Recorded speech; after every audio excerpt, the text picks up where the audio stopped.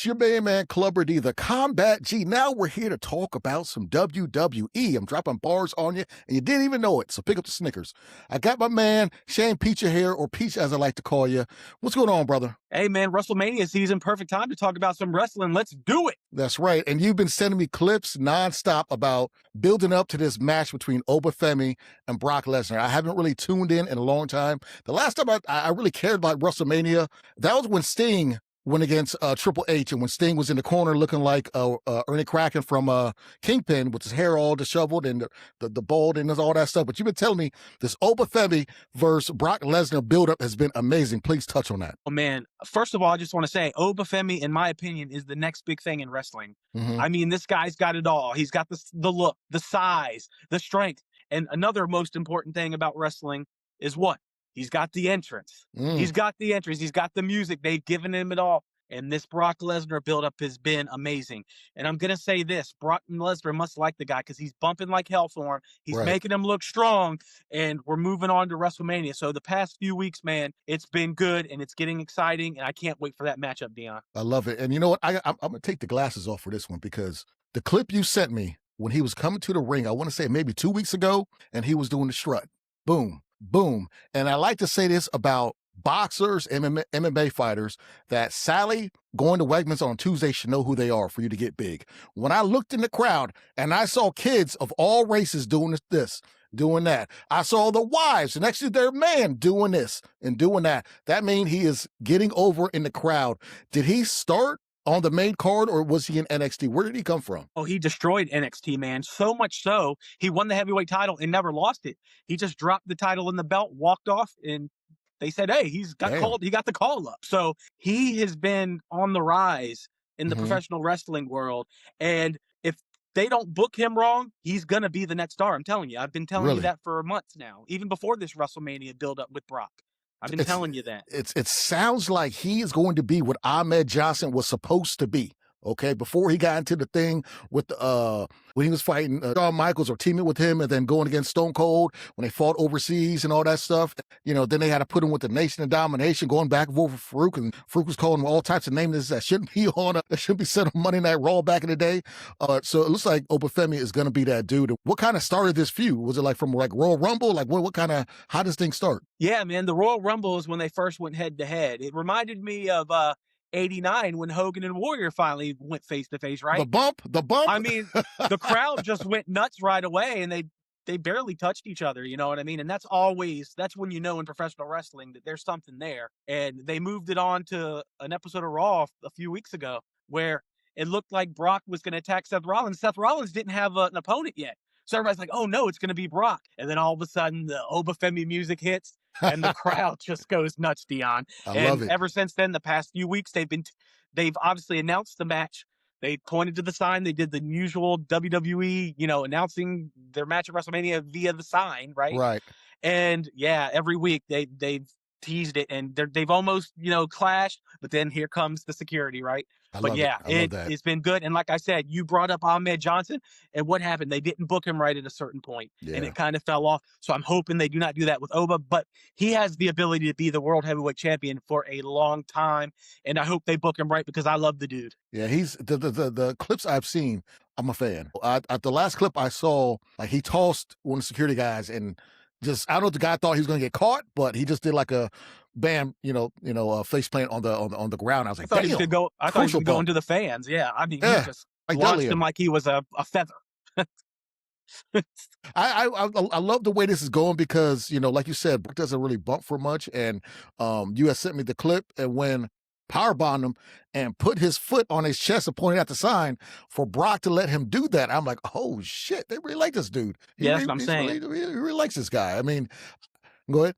And you know how wrestling is nowadays, Don. Like back in the 80s and stuff when we loved it, the guys had a look. I mean, a lot of the top guys now, they look like they could work at Walmart. That's the one thing I hate. They're good though. I'm not going to say they're not good. They can cut promos like Seth Rollins and guys like that, CM Punk, but they don't look like they belong. Oba Femi is a different guy. You see that guy in the airport, you're going to take a look at him like it was Andre the Giant, right?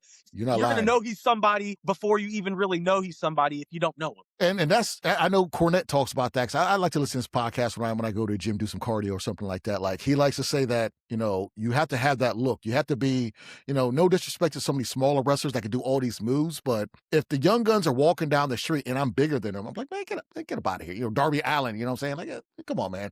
But then you see somebody like Harlem Heat or the Steiner Brothers, someone back in the day, Legion of Doom, one of those type of tag teams, you're like, okay, yeah, they can bust somebody's ass. And the fact, I'm gonna touch back on Brock letting him do certain things to him when they're going against each other or building up to this, because I think there's a mutual respect for certain wrestlers when they get into the squared circle. You know, when someone likes you and trusts you with their body, pause, sounds weird, but they'll let you do certain things and put you over. And Brock's not he doesn't need to go to the extreme. He's not doing that with Oba Femi. I remember when Harlem Heat went against Hall and Nash, you know, when he first got there and took the belts. I'd never forget. I remember Stevie Ray talked about this, but when Scott Steiner spit on him. Scott Hall. Scott Hall, yeah, Steiner, yeah. Scott Hall spit on him, and he apologized to him after. I know you want to get over and all this. I get it, but don't you spit on me, it's going to be a problem. Well, you remember what did Scott Hall do after he spit on him? Kevin Nash, get in here. And he told, there's old stories of Scott Hall talking about that. And yeah, he said, I didn't want to be in the ring after I did it. I did it before I asked. Yeah. Hey, it worked though, thank God. And Stevie didn't kill me, but yeah. Yeah, we would have a talk, you know. If I was Stevie, I'd take that little nose thing off. I'd have stuck it up somewhere. Slapjack? The slapjack? By far the worst. That shit. And we're getting off course, people. That's fine. You'll be okay. But when Ahmed Johnson got in WCW and he was Big T, and he tried to do the Pearl River plunge and fell backwards. I said, oh my, his gut, Jesus. Yeah. Well, his legs were small and his gut was big. And yeah, you know, it was a different time for him. Yeah, and Booker T was G.I. Joe or G.I. Bro or whatever it was. And the same thing my brother used when he used to wrestle too, G.I. Bro. But back to Brock and Oba. So, you know, Brock did go against, was it Omos a couple years ago? Yeah. In WrestleMania. And that was another guy that they tried to push on us, but he had the look, but he just couldn't get it done in the ring. It's totally different. I call him the Black Giant Gonzalez, unfortunately for him. Big pitiful. Big pitiful in the ring. He's got the look, but just doesn't have it. But Oba has it. And you brought up Brock a little bit earlier before we got off course about, you know, doing things for certain people. Brock won't do nothing for you if he doesn't think you're legitimate. Right. Like, Brock can really beat a lot of people. He was the former UFC heavyweight champion, as we all know. So he's a legitimate, like, fighter. He's an alpha male. So if he doesn't like you or think that you can legitimately beat him, like it doesn't have that look or that feel, he's not going to do what he's doing for Oba. So it's amazing, like what he's doing for Oba right now. I'm a fan. I'm definitely going to tune in. I like the build up. I didn't see I think I saw a clip of the Monday night last night, I guess, or whatever, and he was going in a ring and the table was there. I think Brock hit him, and then he hit Brock and he got out the ring. But it's a good build up. I like how long. When's WrestleMania? Another week or 2 weeks before WrestleMania is? So not next weekend, it's the weekend after. 2 weeks from now. Got 2 weeks. Okay. Perfect. So we got time for this build up to kind of see how it goes. And the first WrestleMania on ESPN as well. I just saw the first hour of both days, because now people, if you don't know, WrestleMania is 2 days now, Saturday and Sunday. So check it out. But the first hour of each show is on ESPN2.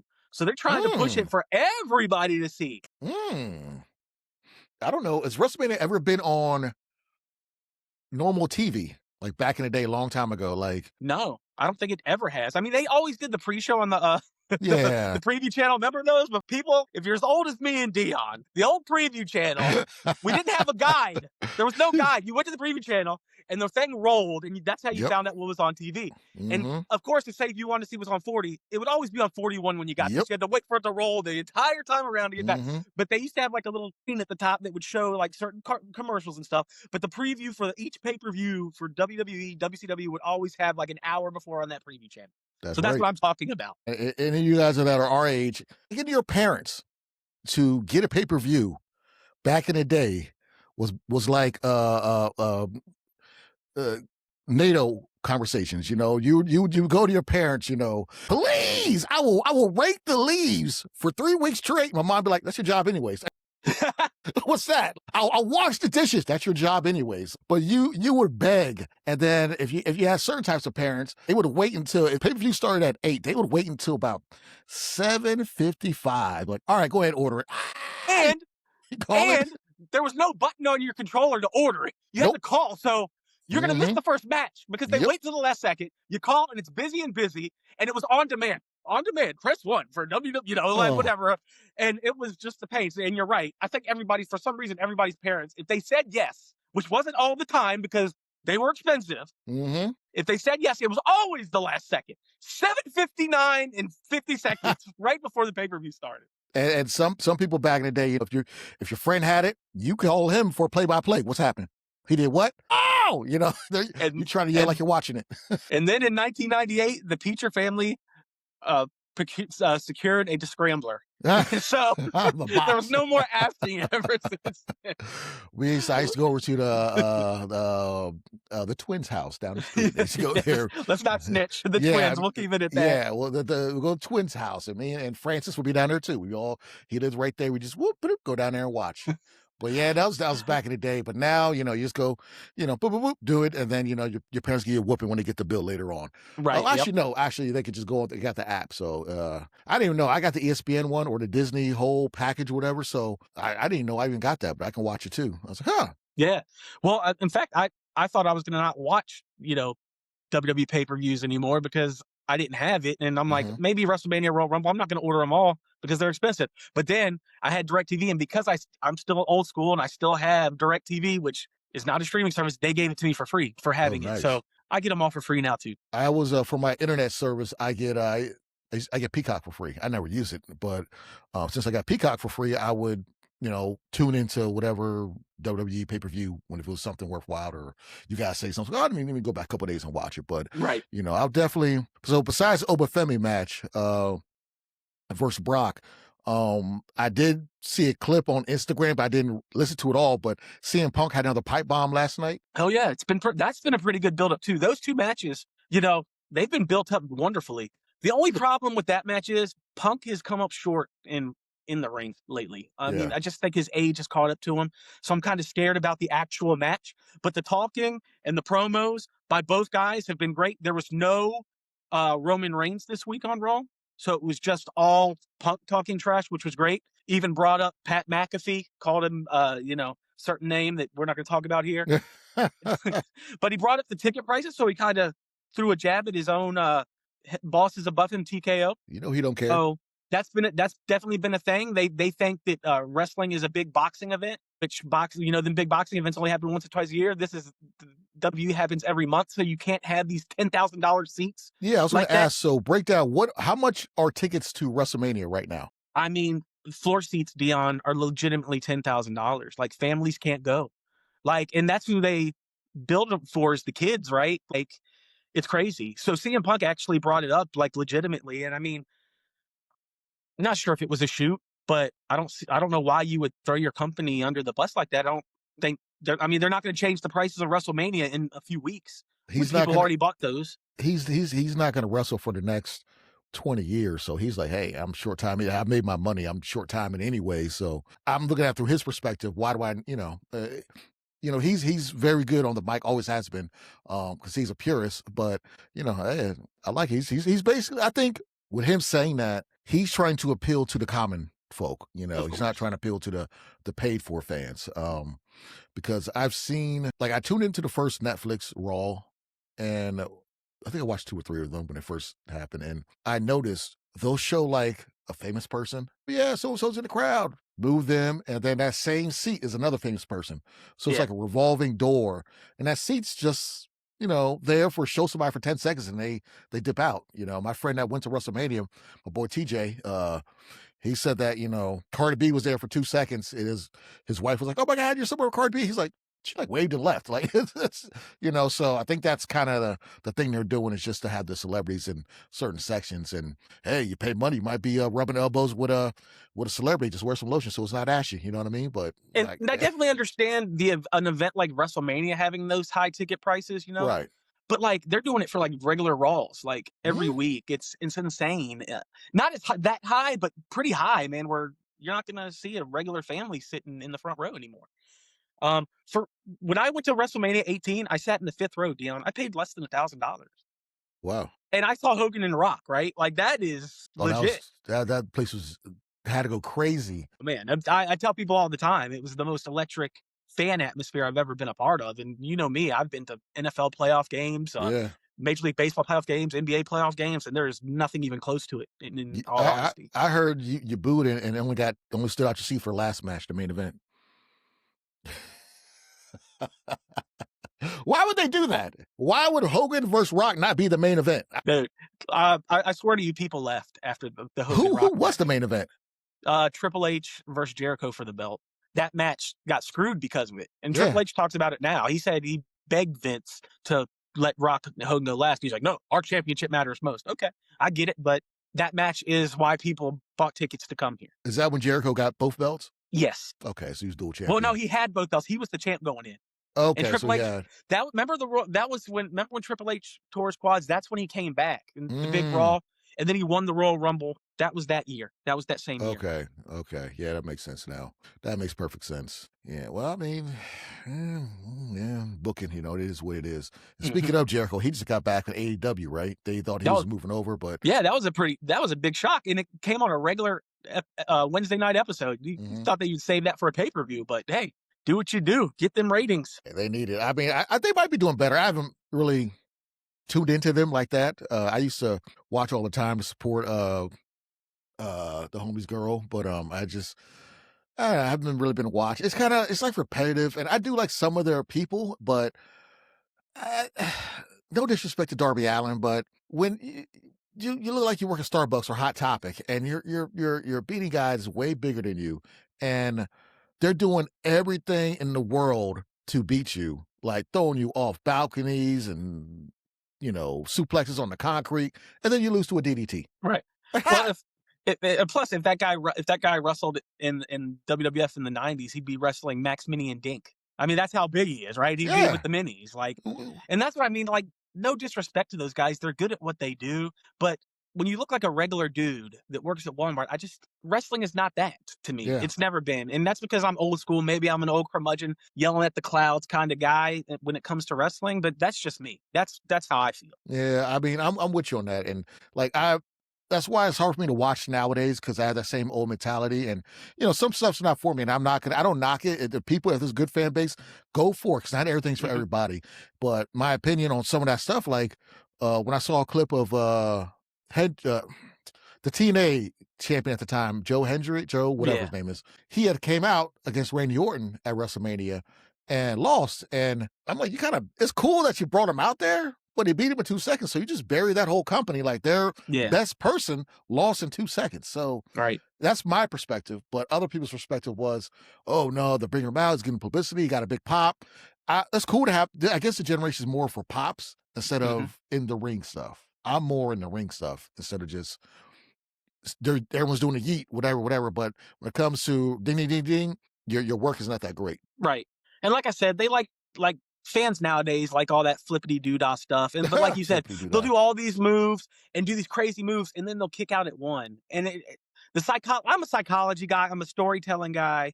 That's why I like Hogan. You can say he can't wrestle, he couldn't wrestle and whatnot, basic, but he can tell a story, man. He can get the crowd into it, and that's the art of professional wrestling that I love, and why I always have loved it. And I love the old school territory stories. I love that stuff. That's what I love. That's why I watch it still. Not because I think it's great now. It's because, I support it because I love where wrestling came from. Well, the thing with Hogan, every kid, either in our era or around our era, every kid knows somebody that got into a fight or just playing around with their friends, and they did a fake Hulk up. Oh yeah. Like everybody has done that before, like they go crazy, go Hulk up on them. Pop, it didn't work, so it's it's one of those things. So same with Flair, it's that style of wrestling. There's not too many that can do that nowadays, but right, like calling it in the ring and doing things because of how the crowd is reacting. That's an art to me. Now they like these young guys talk about their match beforehand, and what if it doesn't work, right? So that's always been my thing. And speaking of the Hulkster, Netflix just announced the big Hulk Hogan documentary, and I did see that. It looks great, man, and it looks like they're going to go into both sides of him. It's not just going to be a puff, everything good piece. You I need what to you hear. can't do. Can't do that because racist. Yeah, allegedly. right. But Well, it's I don't know if he's a racist, but he definitely prejudice. He has some stuff, and it yeah. is what I mean, it is. those videos. I mean, I you can can't defend separate them. the two. I separate the art and then the actual person. You know, just like Right. R. Kelly. I'm not going to turn it when I hear R. Kelly song. I like R. Kelly songs. As a person, hey, whatever. But you know, like Hogan. Listen, he's not Chris Benoit. Like, there's that. He's not Chris Benoit. There's like conspiracies with the Benoit stuff too, man. There's a lot of conspiracies with that. Yeah, I know. That's what Benoit fans want to hope, but Yeah, I don't see that. And the fact he has so many good matches, and they had to erase all that. Mm-hmm. You know, like what if I was a wrestler and my best matches, like 5-star matches, were with Benoit? I'd be so pissed right now. Well, Kurt Angle's best matches were with him. Yeah. To be honest with you, because that was the time Kurt Angle was at the top. Was really, when Benoit was at the top. They don't really talk about it, No, and he has said that before. He's like, I don't really talk about it because of it. I don't talk about those matches. When you ask me if Angle, I've heard him say, people say I don't really have 5-star matches, but I did, but unfortunately they kind of got thrown away because of the situation. Kurt Angle to me by far is, I could be wrong, I'm trying to just think offhand, but to me he is the best wrestler that came in as an adult that didn't go through the ranks, as far as house basically shows. The best celebrity that came in at, no doubt. I mean, I don't think it's even close. Logan Paul is on his way. He's very, Logan Paul gets it. He's starting to get it, but there's been a couple flash in the pans, but Kurt Angle just coming in. Mark Henry, another one. I respect Mark Henry. Yes. He's not as doing all these moves, but the longevity and what he could do in the ring and outside. Mark Henry also, but to me, Kurt Angle's probably he's the best. He did have a actual wrestling Olympic gold medalist background, but it's different. We all know it's different. Yeah, it's way different. And the respect that him and Mark Henry end up having for the business is, I think, what made them so great at it, because they loved it and they learned it. They learned about the past, and it's great. I love listening to Mark Henry talk wrestling now because he's so passionate about it. Like, he loves it, and hearing his podcast and his thoughts on the product now and what they can do, I usually agree with him. Usually I do. And we had other ones like I think he passed with Mongo, Stephen Michael, him, and also the heel turn. Rest in peace, Kevin Green. Kevin Green wasn't bad. You see, like Kevin Green randomly wrestling the Giant on Monday Night Nitro. I'm sorry. You're like, what? What's he doing here? So there's the football season too. Like, what are you doing? Man, I'd be pissed if I was. What was his move? Like 3-point stance? He would do like a shoulder block or something. Yeah, and then he'd do the high knees. But just go on top of some of those people that didn't start traditionally in wrestling, then just caught in their celebrity. I guess Kurt Angle is probably the best one. Yeah, no doubt. We got Dennis Rodman for a little bit. He was. He tried. I think the character wise was pretty good. In ring was horrible, but he wasn't nervous. No, like Carmelo in the ring wasn't bad, but Rodman was just like a natural, just messing with the crowd and doing stuff better than Travis Scott or somebody like that, who was just god awful.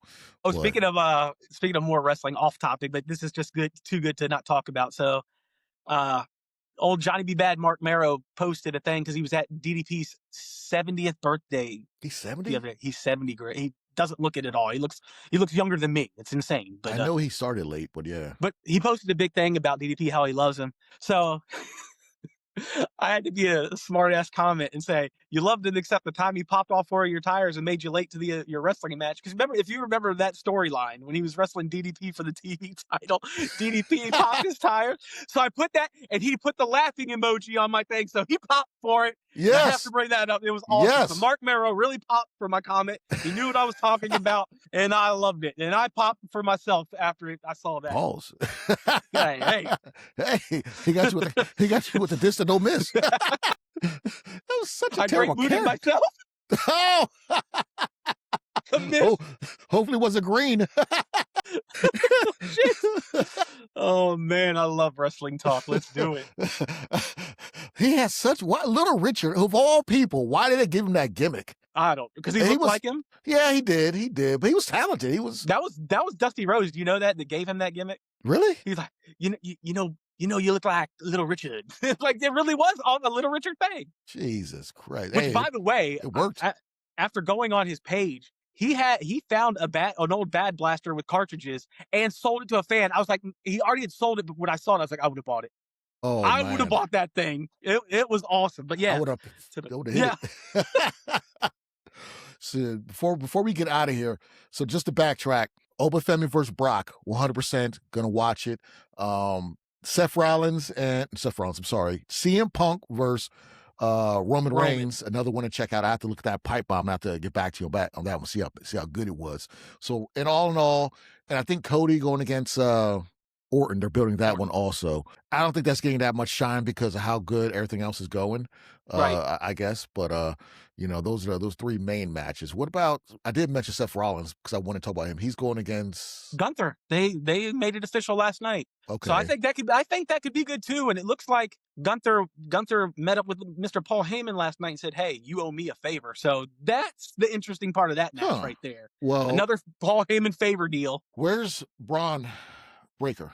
He's still hurt. Oh, okay. I think that was the original plans for WrestleMania was Braun versus Seth, right? Like that was the original plan. But what did he hurt? He had a hernia in a match. Like he got a hernia and he needed surgery on it. So he had surgery. They said he's out like 6 months. And it's probably been about 2 or 3 now. But everybody knew he couldn't be back for Mania. Okay. Oh, okay. So that's why it's such a random Seth Rollins versus Gunther match, right? It was so random. Like it made no sense because they never did nothing before this. But it makes sense when you know there's an injury involved. Do you see John Cena hosting? You can see him being involved in any way? He'll do something, but I don't think in-ring wise. I mean, I believe him when he said he's done in-ring. So right. I don't see that. I don't see that at all. I hope not. I paid too much money to see his last match and for him to already come back. he might just hit him. Hit him with like that can happen. That can happen. I guess if it's not a match, it doesn't count. So it could. I mean, if you were at Ric Flair's last match the first time, Shawn Michaels hit him, and you're like, wait a minute, you came back and TNA, give my money back. Like Deontay Wilder, he fought Derek Chisora recently overseas, and in the 8th round, he had him on the ropes. Before he knocked him down, he said, "I love you," with him. Hit him and he fell. He did the whole Shawn Michaels super kick against Ric Flair. Saying "I love you." Then boop, got him with the sweet chin. Did anybody ask him about that? Was that an homage to that, or I don't know? I did that on my own. I don't believe that because I believe with how he acts like a character, I believe he watches pro wrestling. I've never heard him say he does. I think he does. I think he does. He's because a lot of folks, my parents are from Louisiana, like Shreveport, all that's close to my mom and all that stuff, all the Dusty Rhodes, all that, they love pro wrestling down there. And he's from Alabama, so I know he grew up in a household watching wrestling. He had to, I guarantee you, Mr. was jumping up and down for the Junkyard Dog back in the day down there, because that's where he was. He was it down there. Oh, Junkyard Dog was the king. He ruled Louisiana. But all righty, well. That was a fun little wrestling talk. I appreciate everybody who listened to the whole thing. If you did, do a like. If not, it's okay. Hopefully you were entertained. It's your main man, Clubber D, and my main man, Peach. Sign us out. Hey, man. Hey, watch WrestleMania, guys. 2 weeks. Like I said, if you have the ESPN app and you get it, just take a look-see. Yeah. Like I said, Saturday, Sunday, if you have nothing else to do, take a look-see. It looks pretty interesting. I think it'll be pretty good. We'll see. That's right. Hey, y'all be easy. Long live Bronson.